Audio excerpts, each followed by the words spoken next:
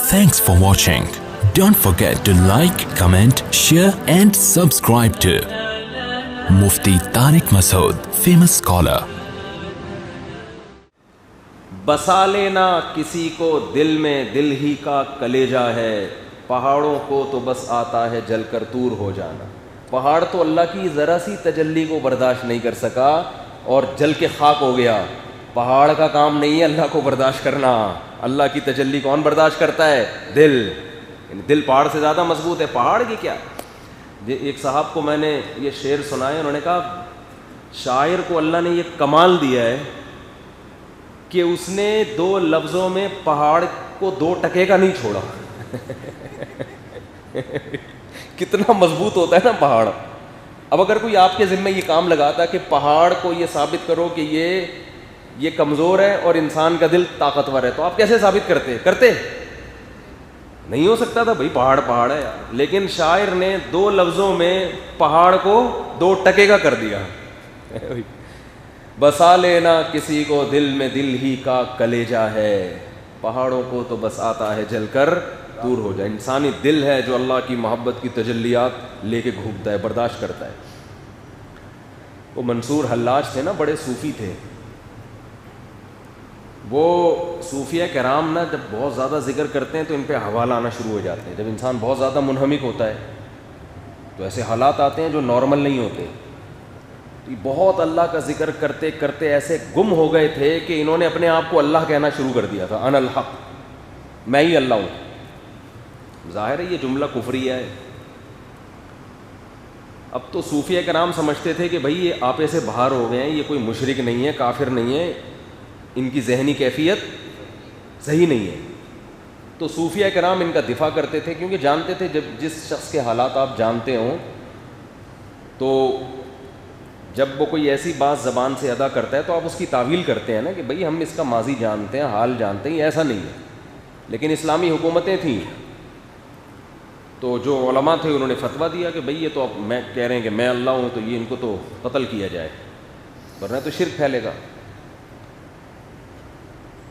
آج بہت سے لوگ نا ان صوفی کے واقعات نکال کے کہتے ہیں دیکھو یہ حنفی اور یہ لوگ ایسے ہوتے ہیں، ان کے ہاں تو انا الحق جیسے صوفی گزرے ہیں، ان کا دفاع کرتے ہیں۔ جن علماء نے ان کے خلاف فتویٰ دیا تھا نا ان کو قتل کیا جائے، وہ بھی حنفی تھے۔ پہلے زمانے میں یا تو حنفیوں کی حکومت رہی ہے، یا شافیوں کی رہی ہے، مالکیوں کی، یا حنابلہ کی، اس کے علاوہ کوئی 5ویں چیز مارکیٹ میں تھی نہیں۔ صدیوں سے یہی رہے ہیں اور آج بھی ہیں۔ آج افغانستان میں طالبان آئے ہیں تو فقہ حنفی نافذ کر دیا انہوں نے۔ تو کسی نے بیان دیا ہے کہ طالبان کو چاہیے اسلام نافذ کریں، فقہ حنفی نافذ نہ کریں، تو ان سے کہیں یہ بیان آپ اس وقت دیتے جب افغانستان میں اسلام آیا تھا نا، حضرت عثمان کے دور میں افغانستان میں اسلام آنا شروع ہوا تھا، تو جو نماز اس وقت آئی تھی وہی آج تک پڑھی جا رہی، جو اسلام اس وقت آیا تھا۔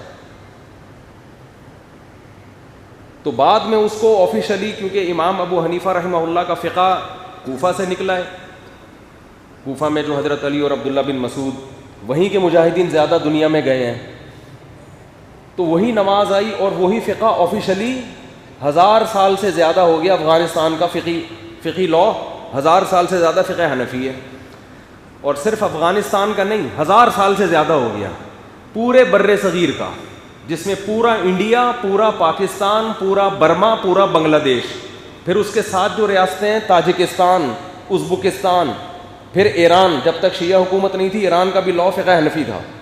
اتنے بڑے ایریے میں 1100-1200 سال ہو گئے فقہ حنفی آفیشلی نافذ ہیں۔ 15ویں صدی میں اب لوگ آ کے ان کو سمجھا رہے ہیں کہ ان کو چاہیے کہ قرآن و سنت نافذ کریں، فقہ حنفی کو چھوڑ دیں۔ اس کا مطلب فقہ حنفی تورات اور انجیل سے نکالا گیا تھا، اب یہ ہم کو بتائیں گے کہ قرآن و حدیث کیا ہوتا ہے۔ بات آ رہی ہے سمجھ میں؟ اور جتنے ہندوستان میں جو ہندوؤں میں، سب ہندو ایسے نہیں ہوتے، جو ظالم ہوتے تھے اور ان کی مدد کے لیے جو مسلمان آیا کرتے تھے افغانستان سے، جو بڑے بڑے اسلامک ہیرو ہیں جن کا نام تاریخ میں آتا ہے، ٹیپو سلطان، سراج الدولہ، محمود غزنوی، یہ سارے حنفی تھے، کیونکہ اس وقت حنفیت کے علاوہ تھا ہی نہیں کچھ پورے بر صغیر میں۔ اور اب آج رپورٹیں پیش کی جا رہی ہیں کہ طالبان کو چاہیے کیا کریں؟ اسلام نافذ کریں۔ مطلب ان کا یہ نہیں ہے کہ اسلام نافذ کریں، مطلب یہ کہ میرے کلپ سنا کریں، جو میں کہہ رہا ہوں اس کے مطابق چلیں۔ وہ 20 سال سے لڑ رہے ہیں اس سے پہلے وہ رشیا سے لڑتے رہے. ان کو اسلام سے زیادہ محبت ہے یا آپ کو ہے؟ وہ اسلام کے لیے قربانیاں دے رہے ہیں. اور یہ لوگ سعودی عرب میں نہیں کہتے کہ فقہ حنبلی نافذ نہ کریں بلکہ اسلام نافذ کریں, کیونکہ سعودی عرب میں یہ بات کریں گے تو حکومت نکال دے گی وہاں سے. وہاں کا لا فقہ حنبلی ہے, بلکہ اسکولوں میں بھی فقہ حنبلی پڑھایا جاتا رہا ہے فقہ میں. اب جا کے محمد بن سلمان نے اس فقہ کو ختم کیا. وہ ختم کرنے کا مطلب یہ تھا کہ سرے سے کوئی فقہ ہی نہ ہو. وہ تو پھر ظاہر ہے وہ ایک تھوڑا سا لبرل قسم کے آدمی ہیں, انہوں نے کہا یہ ختم ہی کرو, یہ حلال حرام کے مسائل ہی نہ ہو. تو وہ لبرلزم کی طرف سعودی عرب جا رہے ہیں. تو لبرل ذرا آزاد قسم کا اسلام آ رہا ہے نا, تو اب انہوں نے اسلامیات وہی والی سنا ہے جو ہمارے یہاں اسلامیات پڑھائی جاتی ہیں, پڑوسیوں کے حقوق وجہ سے آگے نہیں بڑھتے. وہ طلاق کے مسائل, وراثت کے مسائل, یہ کچھ بھی نہیں ہے. خرید و فروخت کے مسائل, اب جیسے ہماری اسلامیات دیکھ لو نا, ہماری اسلامیات پڑھ کے کسی کو 2 مسئلے بھی آتے ہیں, سردہ صاحب کے مسائل بھی نہیں بیان کر سکتا. وہ ہم لوگ کی جو اسلامیات چل رہی ہے اسکولوں میں, اس میں ہم نے جو اسلامیات پڑھی تھی, پڑوسیوں کے ساتھ ایسا سلوک کرو, جو تمہارے ساتھ بیٹھے ہوئے اس کے ایسا سلوک کرو, ابا کے حقوق, اماں کے, وہ تو ویسے ہی یار ہمیں ویسے ہی پتہ ہوتے ہیں. لیکن 2-3 آیتیں یاد کرا دیں گے, کھانے سے پہلے کی دعا, کھانے کے بعد کی دعا, اس سے آگے نہیں. وجہ کیا ہے؟ اس لیے کہ جب یہ بحث ہوتی ہے کہ اس میں مسائل ڈالے جائیں تو فوراً بات آتی کون سا فقہ. ان کے مسائل الگ ہیں, ان کے مسائل الگ ہیں, ان کے مسائل الگ ہیں. اس لیے جب تک اسپیسیفک کوئی فقہ واضح نہیں کیا جاتا تو آپ کچھ بھی نہیں پڑھاؤ گے. تو اسی لیے جب یہ فقہ وجود میں آئے ہیں دنیا میں, تو جب بھی اسلامی حکومتیں قائم ہوئی ہیں, ایک خاص فقہ کو واضح کیا گیا کہ یہ لا کا حصہ ہوگا, تاکہ لوگ قرآن و سنت کے نام پہ قرآن و سنت کی دھجیاں نہ اڑانا شروع کر دیں اور کہیں ٹکے ہی نہیں پاؤں لوگوں کے. سمجھتے ہو؟ تو ذبیح اللہ مجاہد صاحب نے اعلان کیا, انہوں نے سیدھا سیدھا بولا ہم پہلے سے فقہ حنفی کو فالو کر رہے ہیں, وہی ہمارے لا کا حصہ ہے. اور جو امریکہ جب 20 سال افغانستان میں رہا ہے, وہ عدالت کو چھیڑ ہی نہیں سکا تھا, وہ تو لڑتا رہا ہے نا. تو اس وقت بھی افغانستان کا قانون اسلام اور فقہ حنفی ان کی عدالت میں لا میں لکھا ہوا ہے. اس سے پہلے جو تھا وہ بھی اسلام اور فقہ حنفی.